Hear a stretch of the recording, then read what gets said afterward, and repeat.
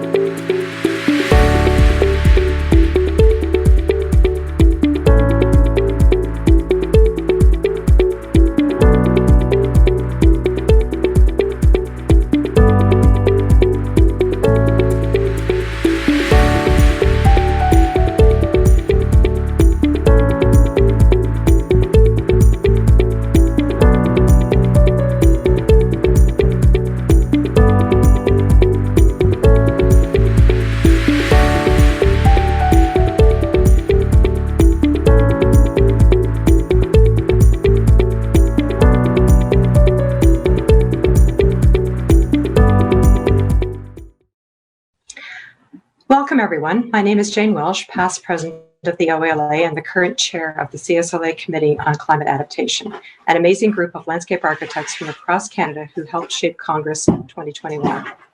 It's an absolute delight for me to introduce our keynote speaker today. I have to confess that I have been a fan since I was first introduced to Martha Schwartz, landscape architect and artist, when I was a student at Guelph and her bagel garden was on the cover of Landscape Architecture magazine. And excited when she designed a high-profile outdoor space in Toronto's Yorkville with the Big Rock, which caused quite a stir in Toronto at the time. And now I continue to be impressed as she focuses her considerable energy and influence on the urgent need for climate action, an issue all landscape architects have a major role in addressing. Martha Schwartz is a landscape architect and artist with major interests in cities, communities, and the urban landscape. Her work spans many scales, from the site-specific art installations to working with cities at strategic planning levels. Martha is an advocate for how cities can help to reduce climate change and support a more sustainable approach to diminishing resources. She strongly believes that sustainability is created through design and the creation of identity and a sense of place as our landscapes help to differentiate ourselves in an ever-growing uniformity of place as a result of globalization. As founder and senior partner of Martha Schwartz Partners, she has over 35 years of experience as a landscape architect, urbanist, and artist on a wide variety of projects located around the world. She is a tenured professor in the practice of landscape architecture at Harvard University Graduate School of Design and an active member of the Landscape Architecture Foundation Climate Change Task Force. She is the recipient of numerous awards and prizes, including the Cooper Hewitt National Design Award, a Council of Fellows Award by the American Society of Landscape Architects, an honorary fellowship from the Royal Institute of British Architects. There is much more, but you can read about that in her bio on the web. In Canada, we are very proud to say she is also a member of the CSLA as she joined APALA, which is the Atlantic Provinces Association of Landscape Architects, last year. Most recently, Martha has been teaching and lecturing to create a fuller understanding of the climate crisis and how landscape architects and other practitioners of the built environment can better address the risks we are facing, and to create awareness of the many possible solutions being developed in science, including geoengineering, which we may be able to integrate into our practice to help cities adapt and mitigate the risks of our changing climate. Please welcome Martha Schwartz.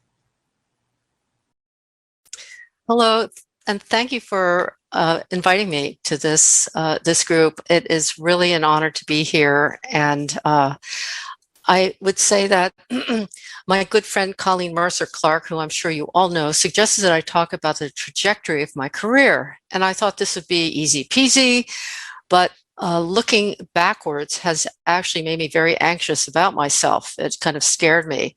So if I don't really give you anything to think about, if it's of zero value to you, I would say that we can blame Colleen for it. And in short, I will blame her also for asking me to do this. So the good news is we can all blame Colleen. I think that's something that is a plus. Okay, here we go. My mom, who is in the pink circle, Stella Wasserman, and my father, Milton Schwartz, who is the arrows painting to the upper right, both came from families of designers. I mean, in the old world from Europe, my grandparents came over and their parents were all tailors. Everybody was a tailor. They were making things because Jews weren't allowed to actually go to school, have professions or anything like that. But in any case, when their grandchildren were able to be Americans and be able to get to school, they all became architects. And my dad met Eugene Wasserman, who is on the left-hand side of my mom and her brother. They met while they were teaching at the University of Pennsylvania with Louis Kahn, who was one of the greatest modernist architects in the whole world. Actually, he came from the same family in a place where my father came from in Romania, go figure.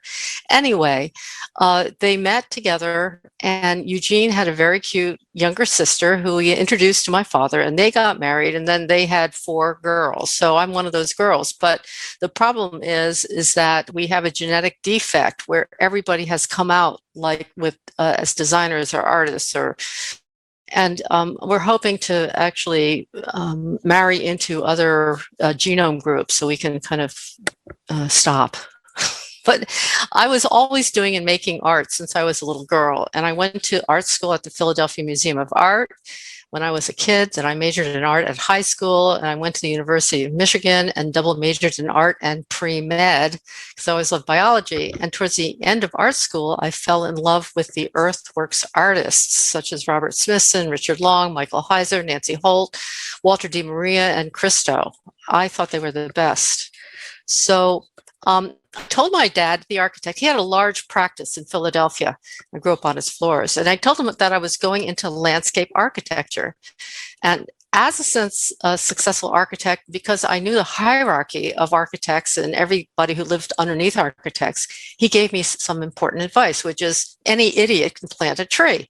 So I ignored him and just kept on going. So I'll give you a quick overview of my strategy to build my own practice. And as I have said, is that do not try this alone and at home or with your children. So here I am. This is a very kind of neat map about how I evolved my practice. And the beginning rules of my practice, it started in 1983 at number 1 in Boston, that my practice was going to only work with patrons and not clients. And we can talk about that later, but I can say actually, and in seriousness, that's kind of how our practice actually does work. We do design, but really people come to us when they see the design work that we do and decide they want to work with us. So I started in number 1 in Martha Schwartz Inc. in Boston in 1983 when I had my first baby. And then I moved to New York City, started my office, number 2, and had baby 2. And then in 1987, I moved to San Francisco and restarted my office for the 3rd time. Not a 3rd baby. In 1992, I moved back to Cambridge and restarted office number 4 and had baby 3. And in 2004, I moved to London, started off with office number 5. And in 2016, I moved back to New York in 2016 and started all over again in the United States. That was very clever, right? Okay, not.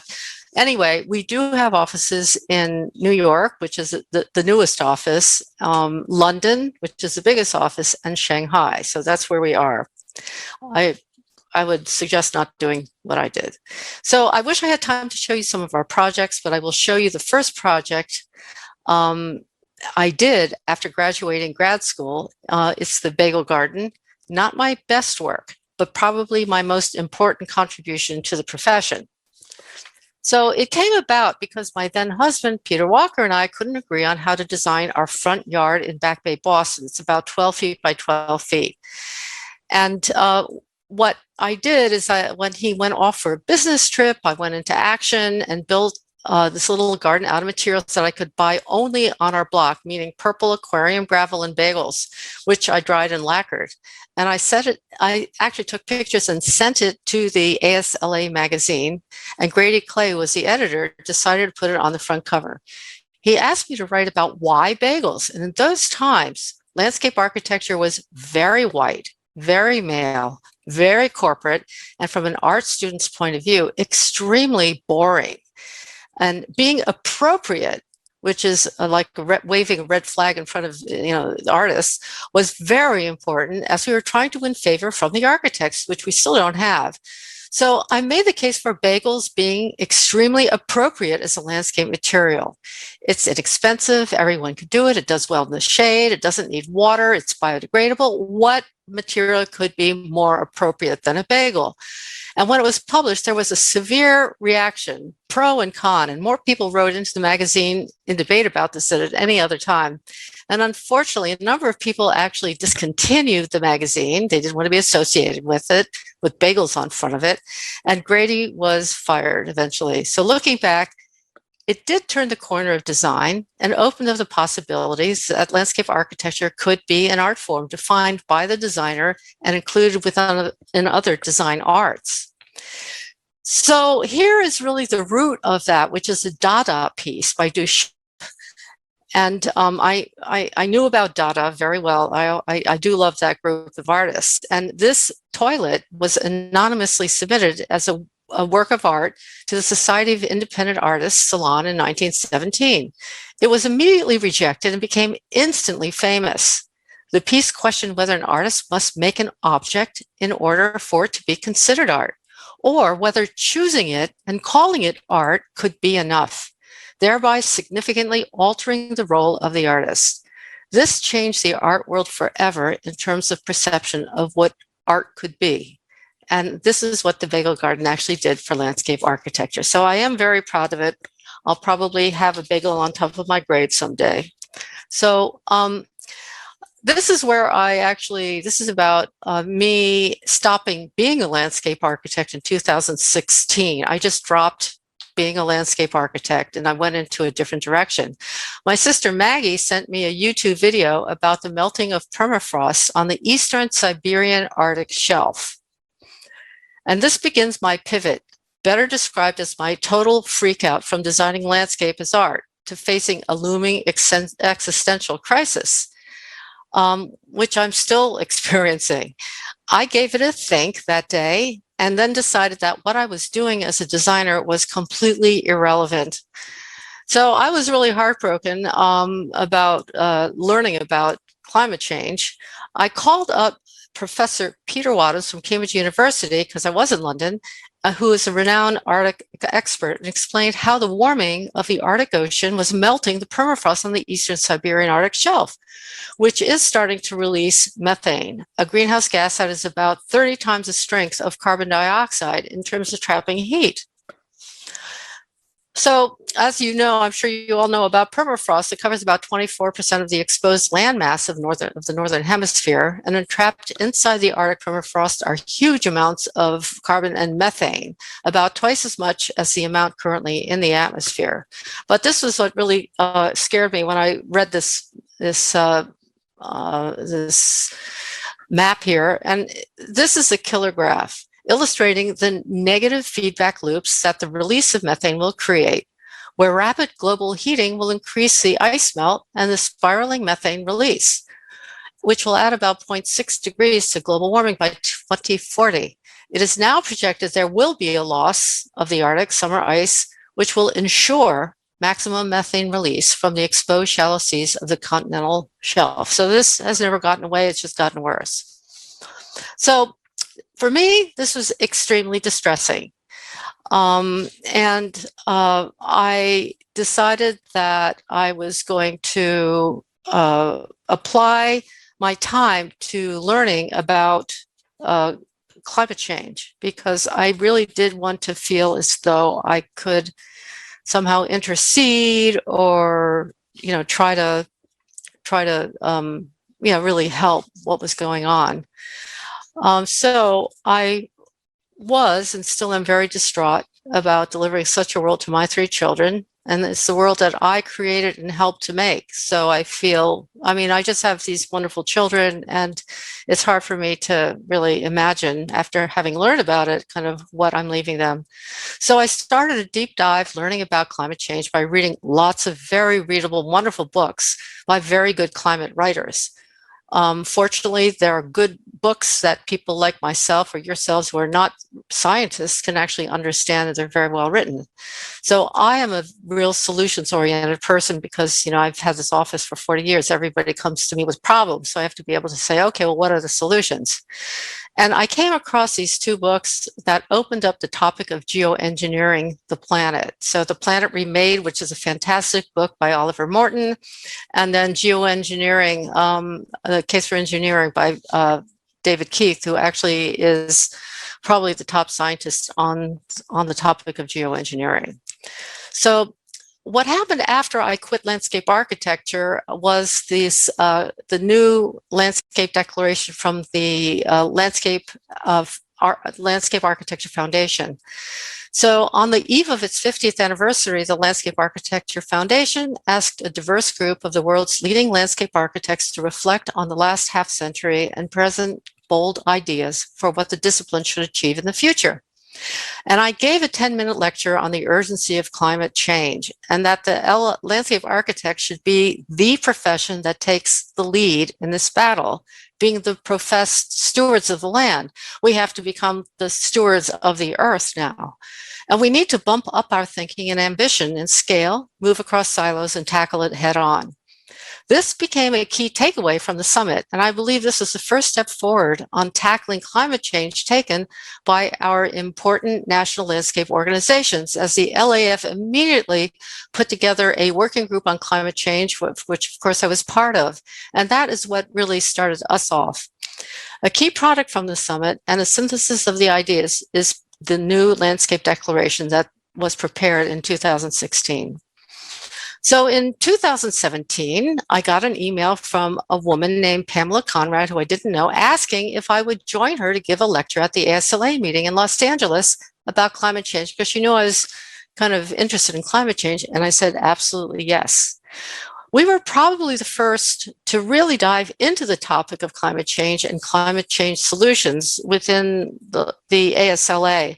I have to say that when I did make this declaration, I knew I had to actually address it as part of an organization, not a singular person. And when I asked the ASLA whether they would actually take this on, I was told that the constituency doesn't like the words climate change. If you can believe that, it's true. And then I went to Barbara at the LAF and she said, fine, let's do it. So that is really how powerful these organizations can be in terms of making change. Anyway, we introduced the book Drawdown by Paul Hawken. I'm sure you guys have all read it. It's our go-to book in our offices, and I make all my students buy it. But just in case you haven't seen it yet, I highly recommend it. It's about 70 scientists researching 80 solutions that we can do now that can draw down carbon dioxide and by 2050 solve the climate change problem. And my takeaway is that the 15 most powerful solutions to climate change, 7 of them are nature-based solutions. And it was the first time I really understood how effective and important the landscape was, because they produced metrics and how much gigatons we can draw down. But the production of metrics was so important in regenerating, and it's fundamental that we actually support, rebuild for our land for biodiversity. And that's something that it took me a while to really figure out, I have to say.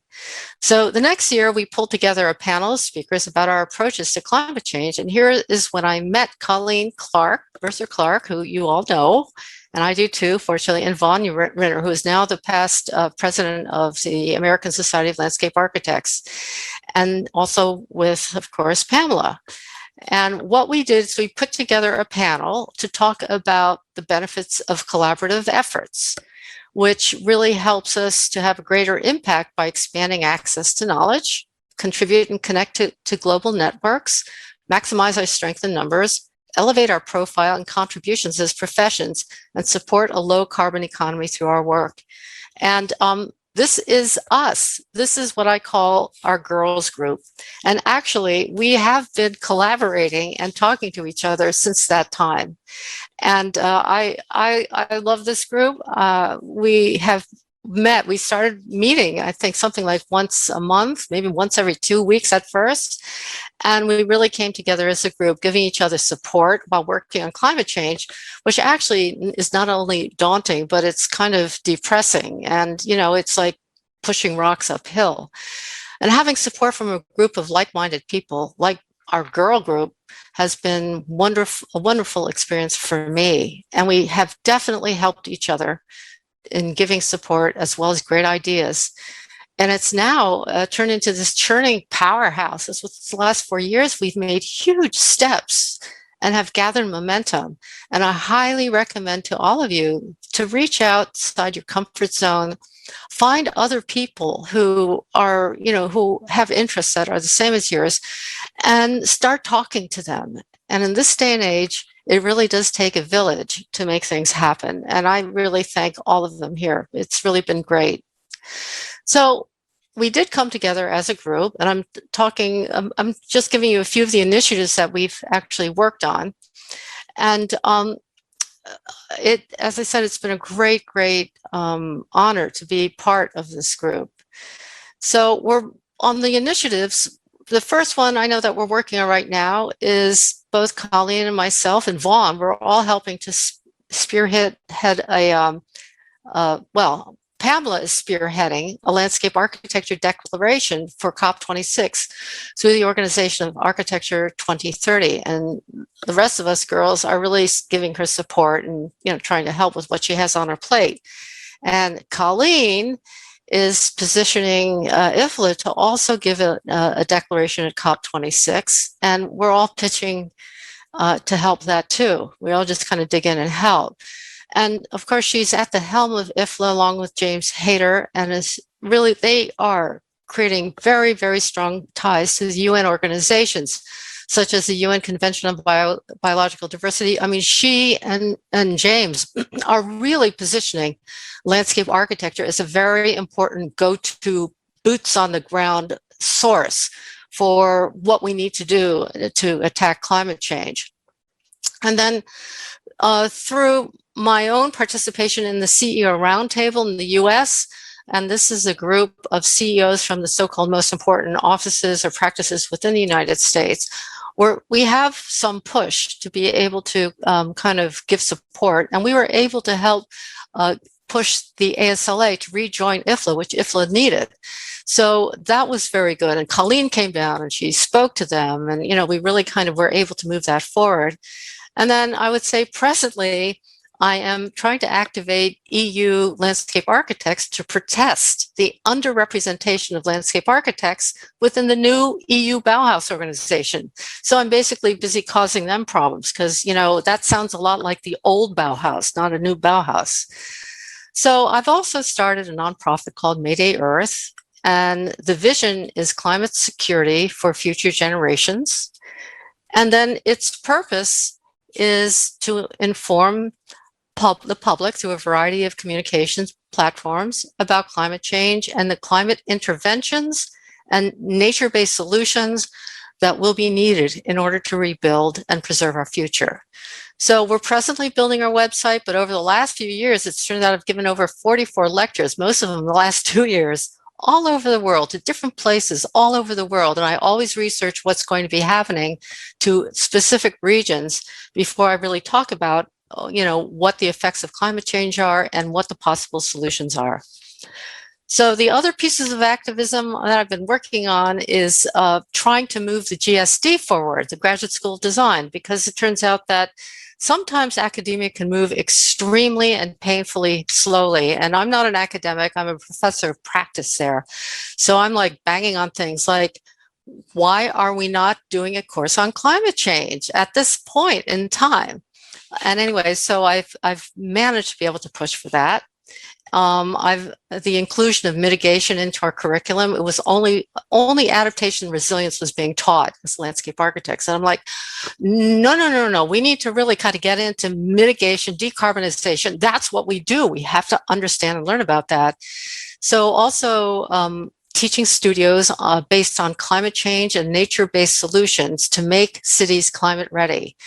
Edith Katz and myself, my Think Buddy, we work together. We've been going around different small cities within Massachusetts and working on them, again, with somebody from a wonderful man from the Energy and Environment Department within the state of Massachusetts, really figuring out how to make these cities more resilient and adapt. Then finally, I'll be working on the Harvard Climate Change Solution Research Grant on linear afforestation. So I got a grant to actually figure out what we can do with space inside of cities where we can actually plant linear skinny forests, but they're all connected and can provide a lot of benefits, especially like urban heat island effect and equity. So what I did do is I wasn't getting any traction with the faculty, so I got a bunch of students from GSD, and we printed out, like, we were supposed to have 10. You can only have 10 of these posters, so we printed out 100, and then we put them all over the school. We're talking about in really weird places, like when you go in the bathroom, it's in the toilet stall, or when you're going to eat lunch, it's on the garbage can, it's up everywhere, it's in the stairs, it's under on the floor. We just postered the whole place. And the outcome of the lecture was the establishment of the first required climate change course in the GSD and built by the landscape architecture department. I forgot to say, I did give a lecture. I was afraid, I wanted people to come to the lecture, and I was afraid nobody was going to be there, maybe 5 people. And when I got there, it was packed full of students, 3 layers of standing room only. And they were they really asked, why are we not doing this? And I said, well, I don't know. I don't know. But the dean and the chair of the department were in the audience, and I suggested the students to ask them. So actually, now we have it. This is the introduction to it. And I have to say, it's required course. And I have to say, it was from the landscape architecture department. And so far, the other departments haven't done that. So the first part of it is everybody can come and listen to, because it's about the background and science of climate change. But the solutions are strictly landscape architecture solutions, because our solutions and what we do is completely different than what architects do. So, we're past the amenity bit about landscape architecture. We're past, working for architects. We really are the go-to profession for climate change. And then here, this other one that we did, Edith and I, was because I've been reading up on geoengineering. I was so excited about it. I know everybody hates it, but I thought it was really interesting. And we mounted a program called the Designer's Geoengineering Toolkit for Mitigation, because nothing was being taught in mitigation. And with the intention of teaching a bit of climate science about the larger scale solutions that are coming out of science now that we can learn with and we can integrate into the design process. And I say we can because I already have been doing that. So the intent of the course was to jump in scale from ecological scale to Earth system scale, which I believe is necessary for our profession to learn in order to expand itself. And while we are more familiar with ecology and ecosystems, most of us don't know about Earth systems. I certainly did not, and Earth science. So it was an intro to larger scale systems that are part of the climate discourse, so we could better participate in the discourse and understand what the scientists were saying. So let's go to climate intervention, or it's also called geoengineering, and it focuses on addressing global warming by cooling the Earth and removing atmospheric carbon dioxide, both of which in my opinion, we are going to need. So this is boring stuff, but let's look at our taxonomy chart. There are two major categories and then a lot of subcategories of climate interventions and technologies, which are carbon dioxide removal, that's one arm of it, the blue, and the solar radiation management, which is the pink, which it cools the earth. And in our discourse, we studied each of these methods that were very interesting, and many of them, as I said, can be integrated into practice, even cooling the earth. And I have already integrated a lot, as I said, in our own projects, which I won't have time to show you guys, but it would be nice if someday I could. So let's go to solar radiation management, technologies that cool the earth by reflecting sunlight back into space.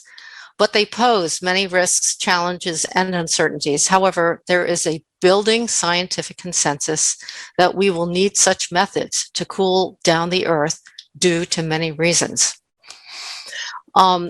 So scientific consensus says that no amount of adaptation or resilient planning can lead us to a stable, secure climate future, which is just because we haven't done enough to address it.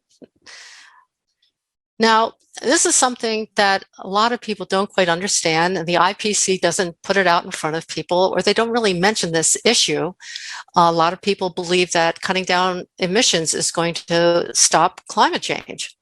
But the question is, what is the relationship between the carbon cycle and the energy cycle? And the question I would ask you, I wish I could see your hands, is that even if we stop emitting today, would the Earth be able to cool down? And the answer to that is a resounding no, no way. It's not going to cool down. It's going to continue to heat up. And it will continue to rise for another 40 to 50 years. So we have to expect the heat to continue to heat up over a long, long time in human time. So according to this research paper, crossing into a hothouse Earth period would see a higher global temperature than at any time in the past 1.2 million years. And the climate might stabilize with 4 to 5 degrees of warming by the end of the century, and the seas could be 30 to 100 feet high. Parts of the Earth would be uninhabitable. And one of the reasons, and I have to say, I just recently came across this one, the whole scientific community was buzzing on this one. One of the reasons is called committed warming, as to why we're going to continue to have heat into our atmosphere, which affects the energy cycle and is caused by the absorption of heat from the sun by the Earth's soils, rocks, and the oceans. And natural cycles of the Earth takes time. They don't move in human time. It takes about 40 years or 50 years, a little bit longer, embedded and committed warming to escape from the soils and the oceans back into the atmosphere, which will add more heat. And according to this article, we have to add 1.4 degrees centigrade to account for the embedded warming on top of the IPCC predictions of 1.5 to 2.0, which gives us a 2.9 to a 3.4 degrees by 2050. And that's more realistic in terms of what we're headed for. We're definitely not going to be making our target. This one is a data visualization I always love by Richard Weller, who is the chairman of the landscape department at the University of Pennsylvania. And it's showing this giant Mount Carbon, which is 52.5 meters high. And Everest is at the very bottom. So it takes about 10 Everests to show how much carbon dioxide is in our atmosphere. And without removing it, the Earth will retain its heat. And so that's another reason why we are not going to be able to feel much in terms of relief of global warming. So David Keith, the Harvard physicist and environmentalist, writes that, quote, carbon casts a long shadow into the future. 1,000 years after we stop pumping carbon into the air, the warming will still be about half as large as it was on the day we stopped. So carbon just sits there in the atmosphere, and that's why we're going to need direct air capture and geoengineering to do that. And there are four things we need to do to avert the worst of climate change. And this is all in our little books of to do. We have to stop emissions. We have to draw down atmospheric carbon dioxide through direct air capture. We have to regenerate the Earth and its natural systems. That's our bailiwick. And then we're going to have to cool the Earth because almost all the effects of climate change are caused by global warming. And I want to say that this is something that landscape architects can directly affect, is global warming. And the fact that this is not put out as something that we need to be thinking about, or that nobody quite gets, that, okay, we can stop emissions, but now what are we going to do with the rising heat? It would be better if we got started now to deal with it, because landscape architecture can do this. So policy must assure our next generation's future, like my kids, your kids, our kids, their kids.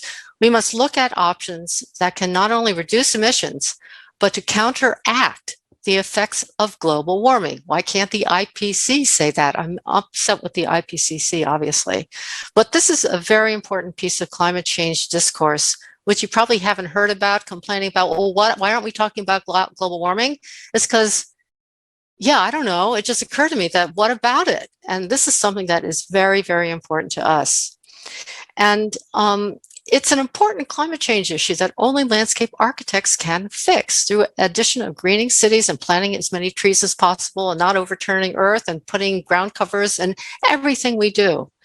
So after that, I'm going to take you to the other side of geoengineering, which is cooling earth. I'm going to introduce you to stratospheric aerosol intervention, or I'm going to just call it SAI, which is a proposal that scientists have been working on since the 1940s, knowing that this was going to happen, to cool the Earth by reflecting a small percentage of inbound sunlight back to outer space in order to reduce global warming. In other words, they're increasing the albedo of the atmosphere. And the idea came from measurements from volcanic eruptions that cooled down the Earth, like when Pinatubo shot off in 1992. And this idea is about mimicking volcanoes. It has impressive results, which prove to be sufficient to entirely offset global warming. It's received the most sustained attention and also is the most controversial solution in the book. And although this type of intervention is not fully tested, that's a problem. We aren't allowed to test this, and the effects are uncertain. Most scientists consider we're going to have to employ it if we're going to avoid the worst case scenarios, of climate change. So SAI could reduce the effects of global warming and its associated risks effectively, globally, rapidly, reversibly, and inexpensively. It also seems to be technologically feasible. It's not a difficult technology. However, as I said before, it could pose serious physical risks, social challenges. The social challenges are more difficult to deal with than the actual scientific challenges, and that it needs to be researched and it needs to be studied so that we can address these challenges before we really need to use it. We cannot use this now. It's not feasible now. But if things really go belly up, which looks like it will be, given the fact that the global community has not actually acted as it needed to act to avoid climate catastrophe, it may be something that we're going to have to use. And the other thing is that other countries can use it too. So it would be better for us to understand what the dynamics are of doing this, because if other countries use it and use it poorly, we need to know exactly how we can deal with that. So it's also a truism that we need to embrace adaptation and mitigation options that can help to address climate change. But no single option at this point is sufficient by itself. In other words, stopping emissions is not sufficient by itself, as I explained. We have to go to all bases to really figure out how this is going to work. And this is a truism that we all need to embrace. We need to really be open to different ideas, because things are going to have to take a radical turn to be able to kind of to disable the amount of warming that is going to happen. So through learning about how the Earth works and the Earth systems and the large-scale solutions that are being proposed, I actually started my journey back to landscape architecture. I was completely shocked at my U-turn and came to understand how important our profession really is. And for me, not in the area of art and culture, in the area of, saving our children. So I'm going to this taxonomy chart again. And if you take a look at this, it's under carbon dioxide removal. That's that one branch out of two branches. But underneath carbon dioxide removal is natural carbon dioxide removal. And this is a section that is our wheelhouse. This is where we, as landscape architecture, can learn about what we can do in ways that we can't learn through ecology. And we spent a lot of time on this as landscape architects because we're not farmers, but what is regenerative agriculture? They're methods that we understand now to how to really rebuild our soils. And all of these things actually pertain to us. So you may be wondering why natural carbon dioxide is under the umbrella of geoengineering, and the answer is pretty simple, that geoengineering nature-based solutions must be done at a scale that would actually modify the Earth's systems. It's all about the scale. However, as with any of our projects where we use plants and ground covers, we are contributing to the fight against climate change. And added up all together, we can make a huge contribution by mitigating the effects of climate change through our designs and our planning. And we naturally provide solutions and are now in the process of being the go-to profession. This is really happening now because why? We're the green profession. So I'm getting to the end of this, and I just saw this a few days ago, and I was really, wow, this is a great example of how people can work together. The Nature-Based Solutions Initiative, this is what it's called, based in Cambridge, UK, has grown a group of 55 UK-based universities and research centers working together to raise ambition for tangible outcomes from the UN COP26. So our profession is really alive, trying to get our foot in the door and create some kind of noticeability, which evidently the EU Bauhaus just missed completely. So it's the COP26 Universities Network has published a briefing paper on nature-based solutions to which I'm going to call it NBS members contributed. So they rounded up a lot of universities in the UK. So the core of the mission is to enhance understanding of the potential of nature-based solutions, and that this is the COP declaration. To date, I'm sure it's going to continue to evolve, but they keep posting it, based on nature-based solutions. And it is based on 4 important guidelines. And I won't have time to read the guidelines, but it's an interesting website to take a look at. The 4 nature-based guidelines are headlighted as crucial for nature-based solutions programs to deliver their promised benefits. Now, I would love to see what those benefits are in metrics. I'm going to go in there and take a look. The report concludes with policy recommendations for delivering NBS for climate, biodiversity, and human well-being within the UK. The types of economic incentives that can be used, how to monitor NBS appropriately, and how to effectively involve local stakeholders through a use of participatory approach.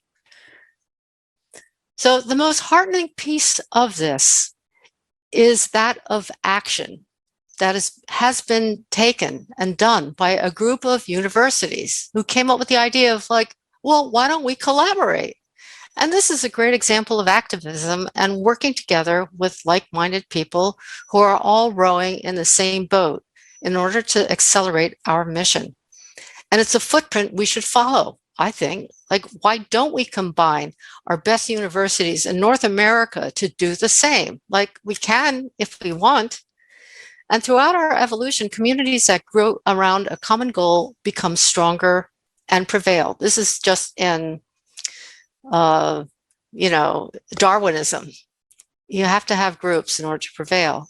And we can't accomplish our goals as individuals. We must put ourselves out there to either lead or assist leadership and leadership groups. And combined with the necessary cuts in emissions across the sectors, nature-based solutions can substantially reduce the peak temperatures reach the century. So this was kind of, yes, Martha, you're right. Landscape architecture and what we do can actually affect global warming. So I thought, yeah, I'm glad. So in conclusion, I just want to kind of put up before you what our core strengths are as landscape architects, because sometimes we forget it or we don't even think about it. But we are the decarbonizing profession. We can be playing a much larger role as the globe heats up.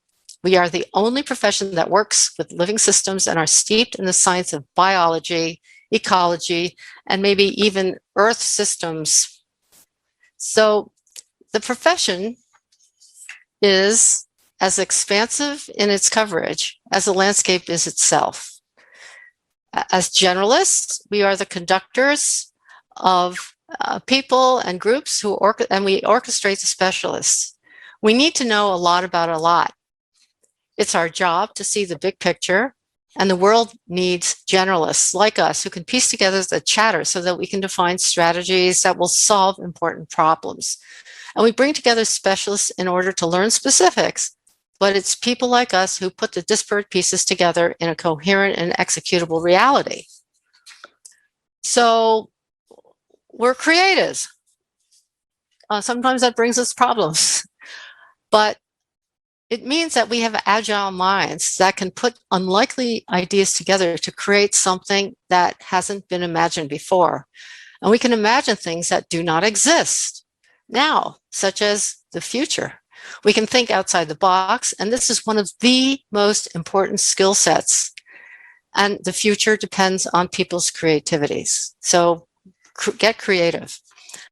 And then we're integrated thinkers. So we are the only profession that are knowledgeable about ecology, society, culture, visual communications, and creativity, and we know how to build things. We've been taught to integrate these disparate silos of knowledge and produce solutions. We are taught to think horizontally and to bring together such disparate disciplines such as science and art, go figure, and imagine the future. We've been trained to think at a global scale, a regional scale, down to an intimate garden scale. This is an invaluable skill set. No matter how large a master plan may be, one must consider the experience of a single person as they're walking in the environments that they have been planned. There is no other profession that has this range of scalar training, and this will be extremely valuable in the future. And I guarantee you, we will use it as we deal with larger issues in the landscape. And our ability to communicate verbally can convince people that what we are proposing is worthwhile and will help them to solve their issues. And if we were not able to verbally communicate, we would not have a profession, as we must convince people to support our ideas. Since it's their football, we are spending other people's money and have no power other than our credibility and power of persuasion. And through our ability to draw and visualize, we can convey spatial ideas, moods, nuances of a particular environment. A picture can and does say 1,000 words. And we can create what the future looks like through design and visualization.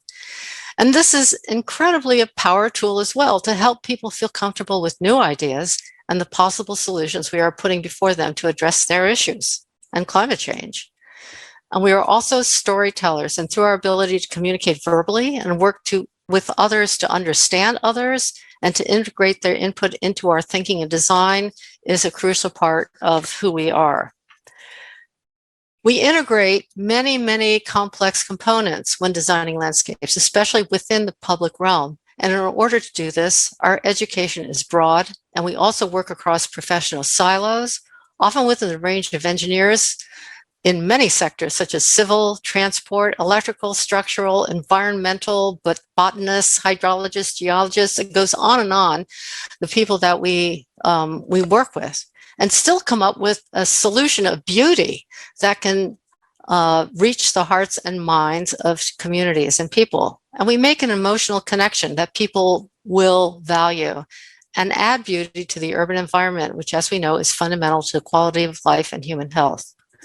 So now is our time as landscape architects to go beyond our remit.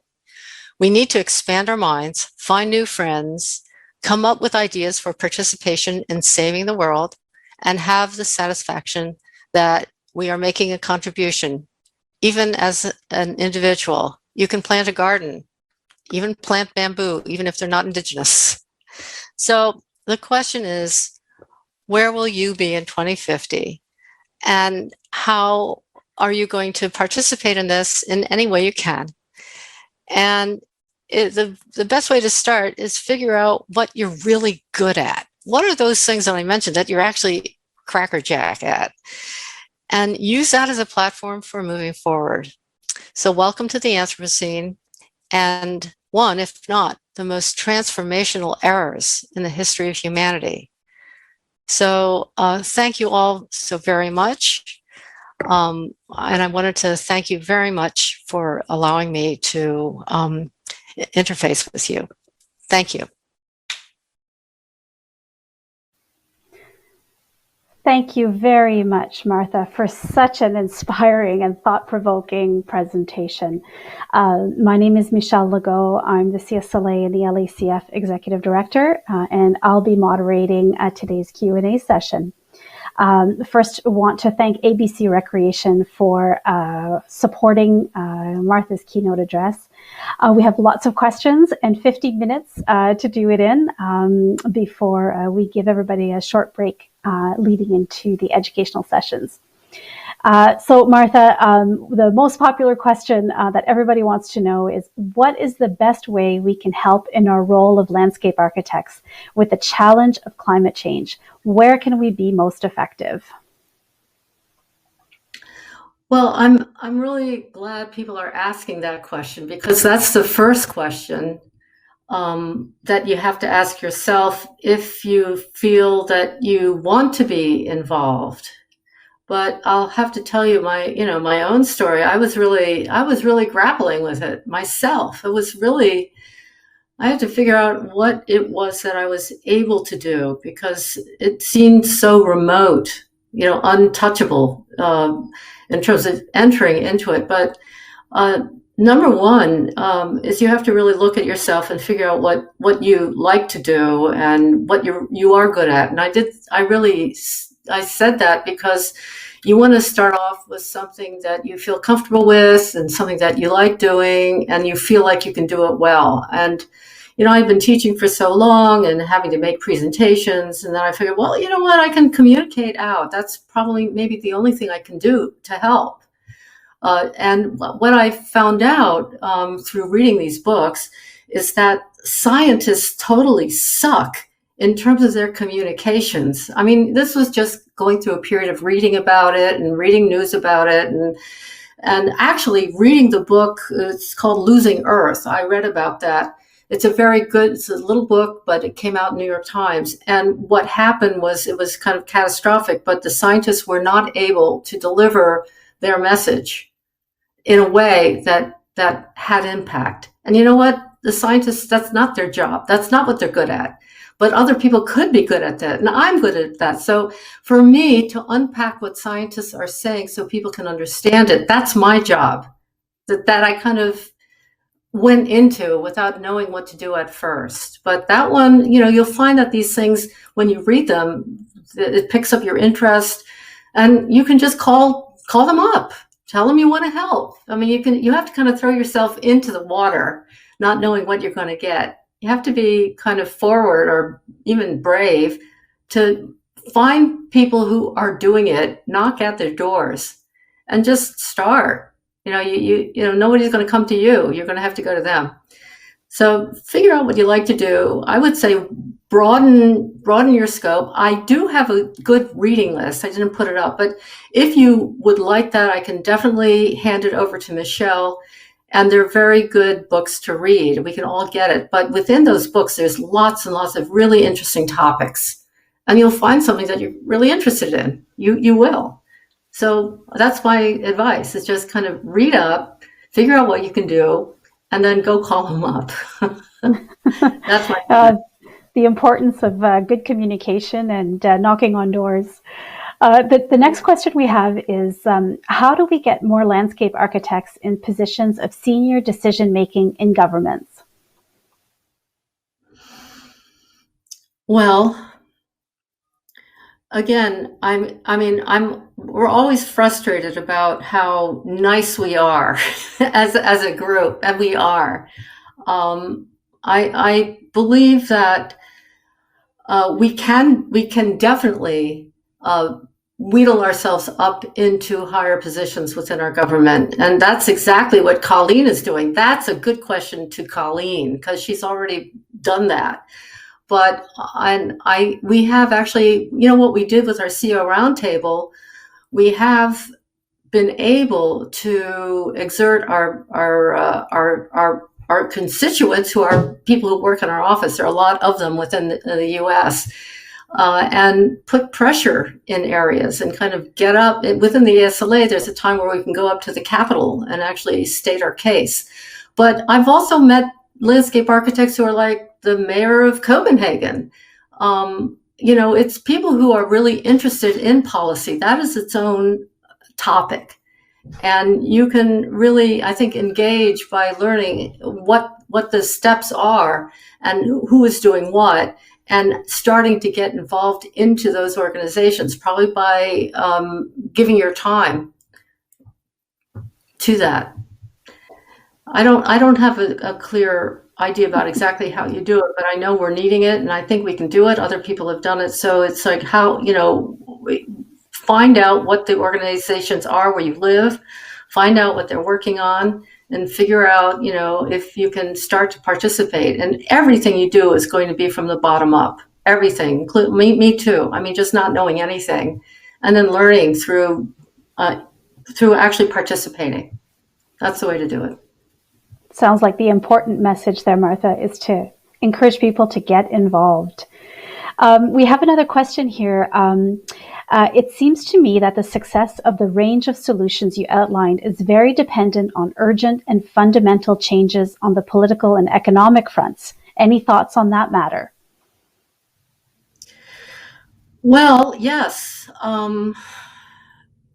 It is very urgent. Things are very urgent. And politically, none of our countries have actually moved fast enough to be able to avoid what's coming our direction. So anything that we can do to really get into policy making and to integrate what we know is needed into policy is going to be very, very important. And again, that's what Colleen and IFLA are working at that level. And hopefully all the other, the constituency of IFLA, all the countries, move together and help each other to make that a prominent issue within policy making. But I think we are really growing stronger. We're growing together. We're creating more momentum. I think what we're doing has been fantastic. We all are starting to stand up to be activists. That's the deal, I guess. We have to activist. We have to action ourselves in doing whatever we can to support others, so that we get up to the impacting of policy making, because it has to go so quickly now. We have another question here, which is going to challenge you a little. It says, let's stick to protecting soil and trees and ecosystems at all latitudes. Geoengineering is so anthropocentric. The planet will recover without humans. Well, I would have to agree with that, because the planet definitely will recover without us. Absolutely. The planet will keep on rolling. Evolution will keep on rolling. The only problem is that humankind is going to really suffer, and the biodiversity is not going to stay diverse, not in the trajectory that we're going to. So the issue with our nature-based solutions, number one, is that we have to have them. We have to get that started. But nature-based solutions do take time. And if you take a look at the other trajectories within the Earth systems, things are going much more quickly than what the nature-based solutions can actually handle in terms of both emissions and heat. So look, we have geoengineered the Earth already. That isn't something we haven't done. We've done it. and we've geoengineered it to this point. So actually, it's reverse engineering that needs to be done.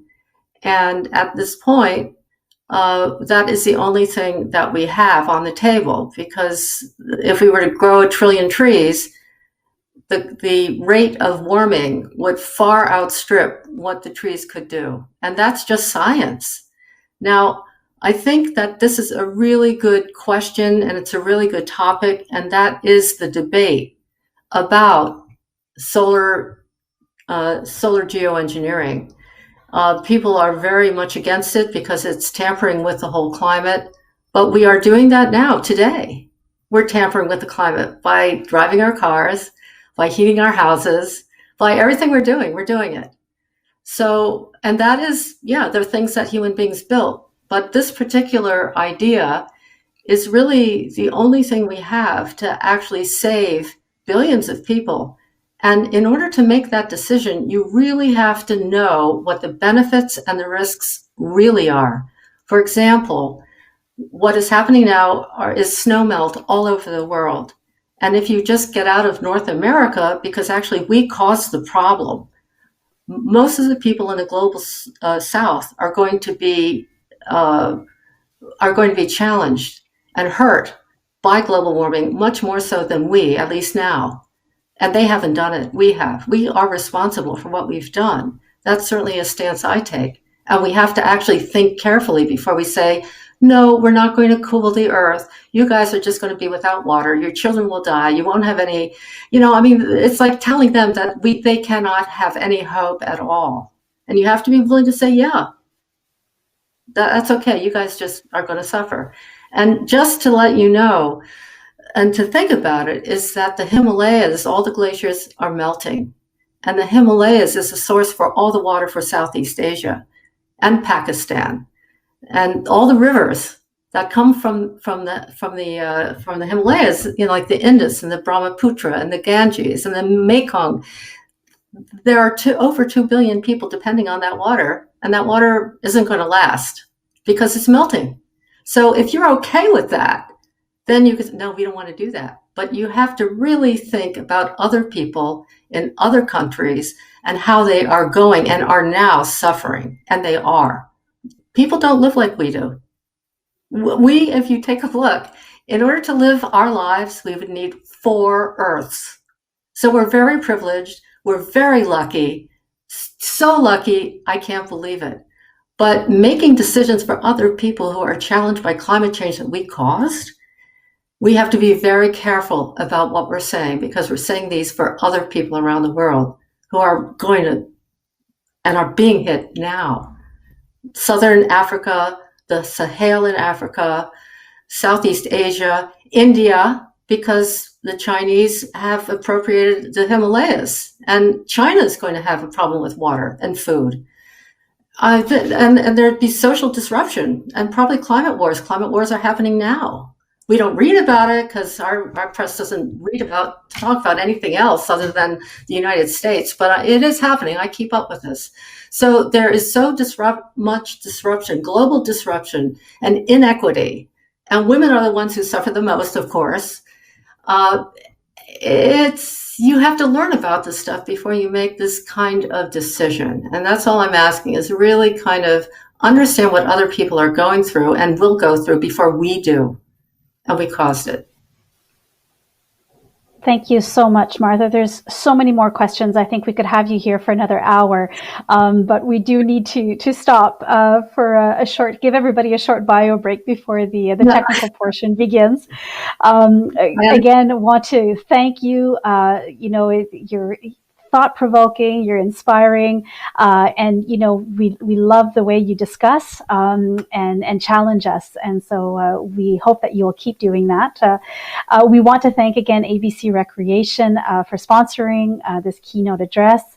We're going to give everybody a 10-minute break, and at 1:15 the concurrent sessions will begin. Alors tout le monde un petit 10 minutes pour une petite pause café, et on va revenir à 13h15 pour les séances d'éducation d'éducation qui sont tous énumérés dans l'horaire.